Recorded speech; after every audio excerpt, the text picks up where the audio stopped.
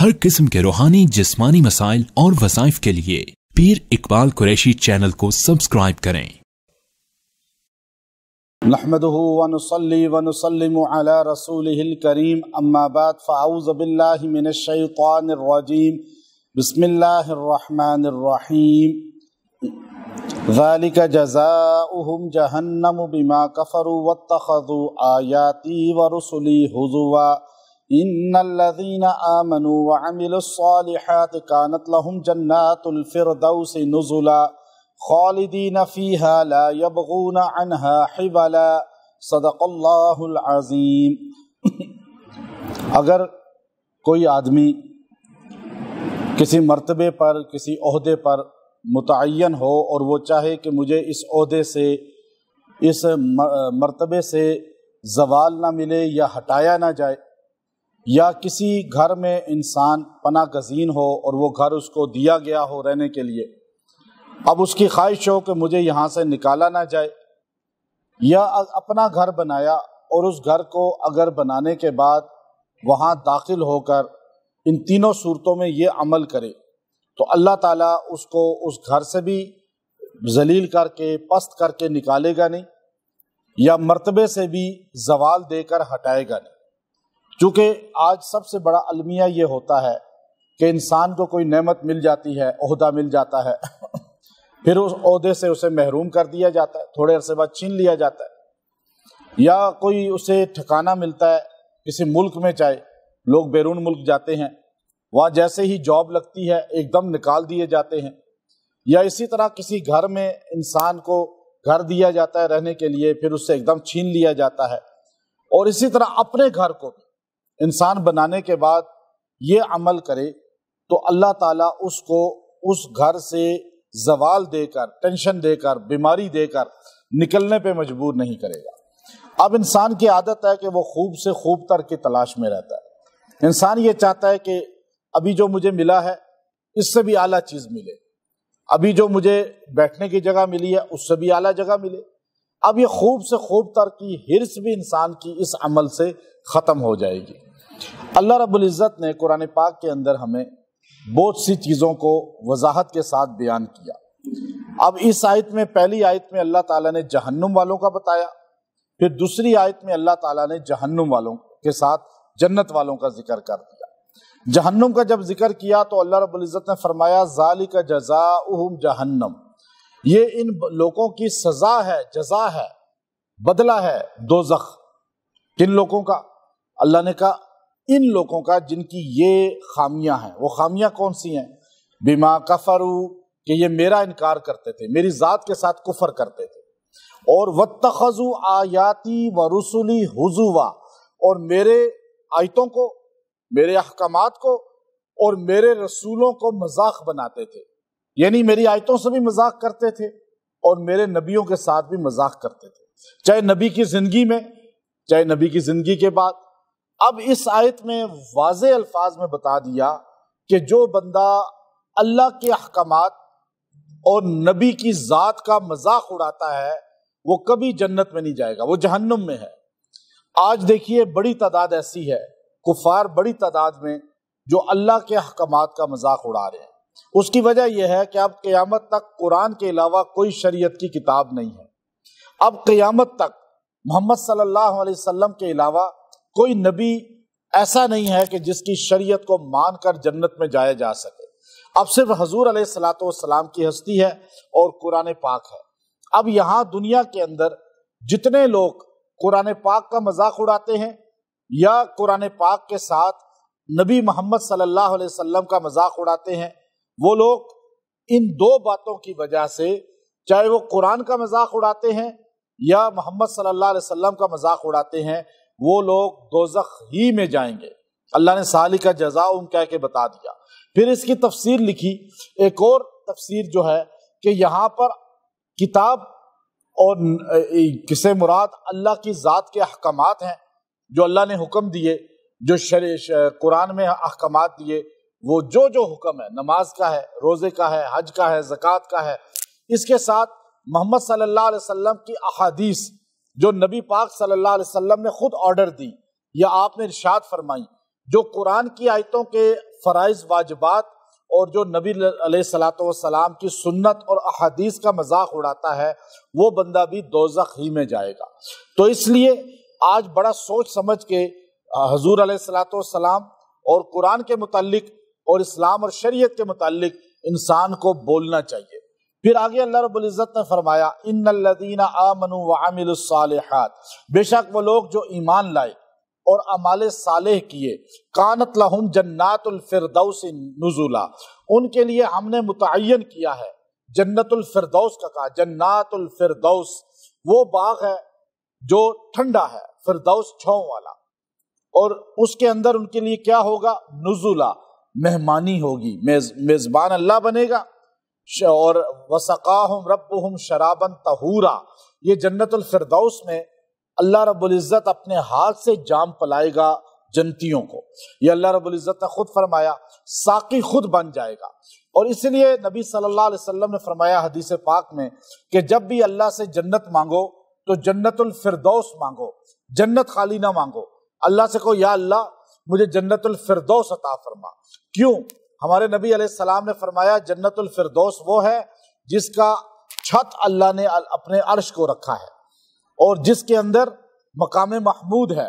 جس میں انبیاء ہوں گے، سارے صحابہ اہل البیت ہوں گے، اور جس میں سے نہریں نکلتی ہیں، ساری جنت میں جاتی ہیں، اور ساری جنت جو ہے ان کا چھت جو ہے وہ جنت ہے، ہر دوسری جنت ہے ان کی چھت، لیکن اس جنت کی چھت اللہ کا عرش مالا ہے۔ تو اس لیے اس جنت میں اگر انسان چلا گیا تو گویا کہ نبی پاک علیہ الصلوۃ والسلام کا پڑوسی بن گیا۔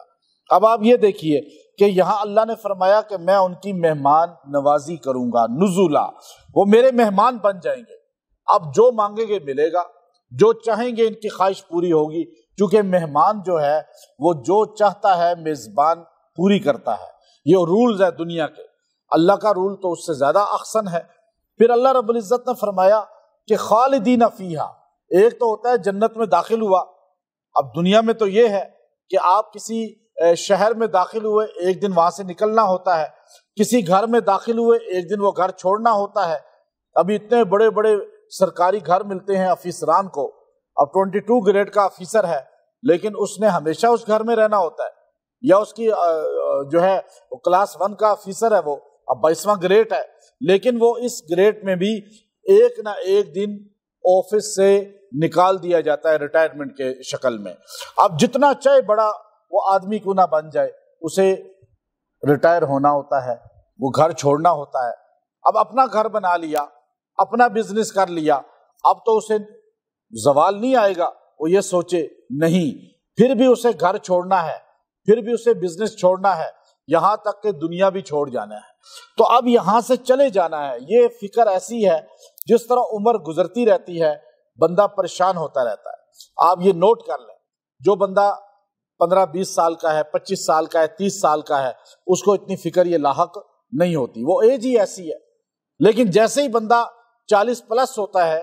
پھر روز اس کو جب کسی کی ڈیتھ کا سنتا ہے تو اس کو ایک تھوڑا سا دماغ میں جو ہے نا خوف سے آ جاتا ہے، اوہ اب میں نے بھی جانا ہے، کیونکہ میری عمر بھی بڑھ رہی ہے، 50 سال والا اور زیادہ، 60 سال والا اور زیادہ، 70 سال والا اور زیادہ، کیونکہ جس طرح ایج آگے بڑھتی ہے تو خطرے کی گھنٹی بجنی شروع ہو جاتی ہے کہ ہم نے چھوڑ جانا ہے۔ اللہ تعالیٰ نے وہ خطرے کی گھنٹی جنت میں ختم کر دی۔ اللہ نے پہلے فرمایا کہ تم دنیا میں جتنا چاہو پھر بھی تم نے چھوڑنا تھا، چاہے جس شکل میں دنیا کو چھوڑنا ہو، گھر کو چھوڑنا ہو، آسائش کو چھوڑنا ہو، جنت میں داخل ہوئے ہو، پہلے اعلان سن لو، خالدین فیہا، یہاں تم رہو گے ہمیشہ ہمیشہ، یہاں سے تم کبھی نکلو گے نہیں، کبھی تمہیں موت نہیں آئے گی، یہاں تک کہ بڑھاپا بھی نہیں آئے گا، تمہیں بیماری بھی کوئی نہیں آئے گی، تمہیں آزمائش بھی کوئی نہیں آئے گی، تم بالکل سٹ اور طاقتور، حسین و جمیل، جوان، نوجوان اور صحت مند ابدی زندگی پاؤ گے۔ یہ گھر تم چھوڑ کے کہیں نہیں جاؤ گے۔ وہ گھر کتنا سا ہے، کیا اس گھر کا یوں چکر لگا لیا؟ کا اتنا بڑا گھر ہے کہ ادنا جنتی جو ہوگا، ادنا سب سے کم عمل والا آخر میں جنت میں جائے گا، آخری جنتی کے پاس بھی اس دنیا سے 10 گنا بڑی جنت ہوگی۔ وہ اس کا گھر ہوگا، وہ اس کا محل ہوگا، وہ اس کی زمینیں ہوں گی، نوکر چاکر ہوں گے۔ اب وہ آسائشوں میں کتنی بڑی کہ وہ اس سے کبھی، جب اللہ کہے گا خالدین فیہا، تو وہ جنتی خوشی سے جھوم جائے گا۔ اور فرمایا اگر موت نہ ہوتی نا تو خوشی کے عالم میں اسے ہارٹ اٹیک ہو جاتا۔ خوشی میں بھی ہارٹ اٹیک ہوتا ہے نا بعض بار۔ تو آپ فرمایا اتنا خوش ہوگا کہ یوں رعنائی دیکھے گا اور غلمان دیکھے گا، حور و قصور دیکھے گا، تو جنت وسیع دیکھے گا، تو کہے گا یا اللہ اب کتنا رہوں گا؟ اللہ کہے گا ابد الآباد۔ امام غزالی نے احیاء العلوم کے اندر لکھا کہ اگر زمین و آسمان کو رائی کے دانوں سے بھر دو، زمین و آسمان کو رائی کے دانوں سے، رائی چھوٹی سی ہوتی ہے نا، اس کے دانوں سے بھر دو، اور 10,000 سال کے بعد ایک پرندہ آئے ایک دانہ لے جائے، پھر 10,000 سال بعد ایک پرندہ آئے ایک دانہ لے جائے، یہ دانے تو ختم ہو سکتے ہیں، آخرت کی زندگی ختم نہیں ہو سکتی۔ کتنی بڑی ہے زندگی۔ اور اللہ کہہ رہا ہے خالدین، اب ہمیشہ یہاں رہو گے، ہمیشہ۔ اب دو باتیں ہوتی ہیں، اب آپ کسی کو کہیں بھائی ہمیشہ میرے گھر میں رہو، آپ کا مہمان آیا، آپ اسے کہیں ہمیشہ رہو بھائی، اب یہ آپ کا گھر ہے، آپ اس کے آگے کھانے پینے کے انبار لگا دیں، گاڑیوں کے انبار لگا دیں، نوکر چاکر اس کے گرد ہوں، لیکن ایک وقت آئے گا وہ اکتا جائے گا، وہ کہے گا جی بس میں تھک گیا ہوں، اب میرا دل چاہ رہا ہے تھوڑا سا کسی اور شہر میں جاؤں، اب کسی اور ملک میں جاؤں۔ ایسے ہوتا ہے یا نہیں؟ بندہ جتنی نعمتوں میں بھی ہو بندہ تھک جاتا ہے۔ میں بھی اپنے بچوں کو ترکی لے گیا، سارے ترکی کی سیر کی، خوب انجوائے کرایا، خوب گھومے، اتنا گھومے کہ حد سے بھی زیادہ، اتنا گھومے پھرے، اور ایک ایک شہر بائی روڈ دیکھا، ترکی پورا یوں بائی روڈ دیکھا، وی آئی پی ہر چیز۔ لیکن 10 دن کے بعد بچے مجھے کہنے لگے بس تھک گیا، پاکستان واپس چلے۔ میں نے کہا تم وہاں مجھے کتنے سالوں سے کہتے ترکی ترکی، تو آپ ترکی آگے کہہ رہے ہو پاکستان واپس چلیں، پھر کہے نہیں کاش وہ پاکستان والا کھانا مل جائے، وہ جو روٹی ہے وہاں وہ روٹی نہیں ملتی تھی، پھر کہے جی وہ کھانا مل جائے۔ اب یہ بندہ اکتا جاتا ہے، کوئی بھی ہو آپ اس کو دیکھیں، ایک وقت آتا ہے بندہ کیا کرتا ہے ہر نعمت سے، نہیں اب میں مرغا کھا کھا کے تھک گیا ہوں، اب دال ملے۔ اب ہم اردن میں گئے، ہمارے ساتھ جتنے علماء اور لوگ تھے 8-10 دن مرغے اور وہ بکرے اور یہ گوشت کھا کھا کے روسٹ، چونکہ وہاں ملتا ہی یہی تھا، تو ایک دن کہنے لگے جی بس ہمیں کہیں سے دال لا کر دے دیں۔ وہ ہم نے دور ایک ہوٹل تلاش کیا، اس ہوٹل والے نے کہا جی دال کی پلیٹ ہے لیکن پاکستانی 10,000 روپے کی ایک پلیٹ، کہا جی وہی منگوا لیں۔ ساروں کو دال ہم نے کھلائی، کتنے کی؟ ایک پلیٹ، وہاں کے دینار چلتا ہے نا وہ سب سے مہنگا ہے، 10,000 روپے کا، اور آپ دال کتنے ہی کھاتے ہیں؟ 150 روپے میں۔ تو خوش قسمت ہے نا پاکستان میں رہ کے، پھر بھی مہنگائی ہے۔ ابھی تو آپ کی چیخیں صحیح نکلی ہی نہیں ہیں، ابھی تو ایک حکومت اور چینج ہونے دیں انشاءاللہ، پھر آپ کو اور پتہ چل جائے گا۔ ابھی دیکھیے یہ کہ اللہ تعالیٰ کہتے ہیں یہ بندہ تھک سکتا ہے، جنت میں جائے گا، اتنی نعمتیں ملیں گی، بندہ کہے گا بس جی میں اب تھک گیا ہوں۔ یہ بھی تو ہو سکتا ہے نا، اللہ نے وہ جملہ یہاں کہا ہے، ہمیں سمجھایا۔ میں نے آپ کو نقشہ اس لیے کھینچا، اللہ نے کہا خالدین فیہا، پہلے کہا نا ہمیشہ اس میں رہو گے، آگے کہا لا یبغون عنہا حولا، اور پھر تمہاری خواہش ہی نہیں ہوگی کہ میں یہ چھوڑ کے جاؤں، کہ بس تنگ آ گیا ہوں، یہ چیز ہوگی ہی نہیں، چونکہ وہاں پر جنتی کو ایسی آسائشیں ملیں گی، ایسی رعنائیاں ملیں گی کہ ہر روز نیا مزہ، نئی خوبصورتی، نیا اس کو ماحول، ہر روز نیا، جیسے آپ سکرین پر کرتے ہیں نا موبائل کی چینج ہر روز نیا، تو آپ یہاں تو موبائل آپ کے اختیار میں ہے، جنت کس کے اختیار میں ہے؟ وہ اللہ نہیں چینج کر سکتا۔ تو اب اللہ تعالیٰ نیا نقشہ، ہر چیز نئی، یہاں تک کہ جمعے کے دن جائے گا تو وہاں پر کہے گا یا اللہ یہ شکل مجھے پیاری لگ رہی ہے، اللہ کہے گا تیری یہ بن گئی، جا، وہی حسین چہرہ بن جائے گا۔ تو یہ اللہ ایسی نعمتیں دے گا، تو اللہ کہتا ہے لا یبغون عنہا حولا، یہ وہاں سے اکتائے گا ہی نہیں۔ اب یہ جملہ ہے جو آیت ہے، آیت نمبر 108 ہے سورہ کہف کی، لاسٹ میں ہے، جو بندہ کسی کو کوئی مرتبہ ملے، اقتدار ملے، اور یا اگر کسی کو کوئی گھر ملے یا کوئی ٹھکانہ، کوئی جاب ملے، یا وہ اپنا گھر بنائے اور وہ گھر پسند آئے کہ یہاں سے میں نکالا نہ جاؤں،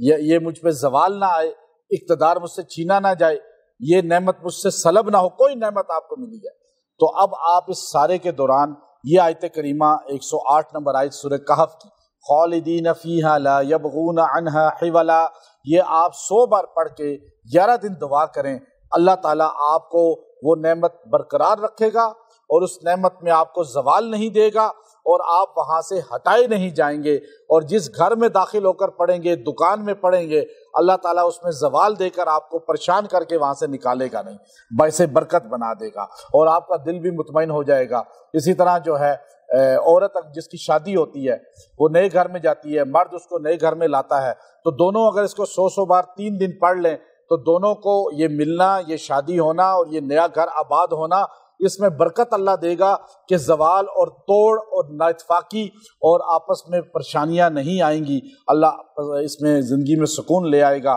وآخر دعوانا ان الحمد للہ رب العالمین۔